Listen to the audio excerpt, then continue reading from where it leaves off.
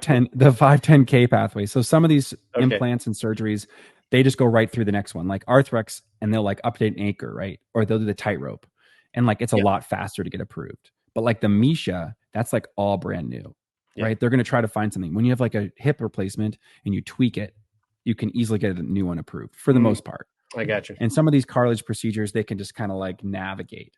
It depends on Macy's different. It's a pharmaceutical thing. It's like a lot more complicated.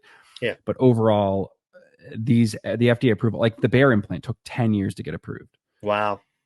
Right. And on top of it, it's the other thing that you have to understand is like usually who's selling the product did not design it. Like Bear, like Micah did not design the Bear. It was designed at Harvard. And then these companies wait until it's really good and then they buy it out.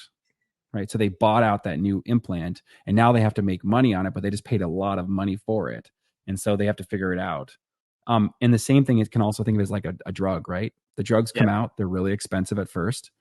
And insurance sometimes says, well, I don't really know if you need that. There's not enough studies on it. Gotcha. And so you've got to be strategic. The good thing is, and again, I'm not touting my own horn as an orthopedic surgeon, but some doctors are pretty smart and we end up figuring out things pretty quickly.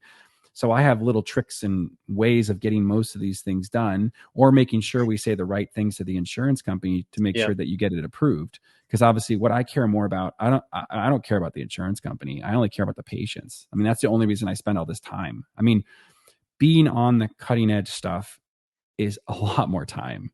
Like if I just did regular ACLs and regular rotator cuffs all day, I would have an extra 10 hours of my week back. Right. But that's not what I want to do. I like those things, but I also want to be able to offer these innovative things.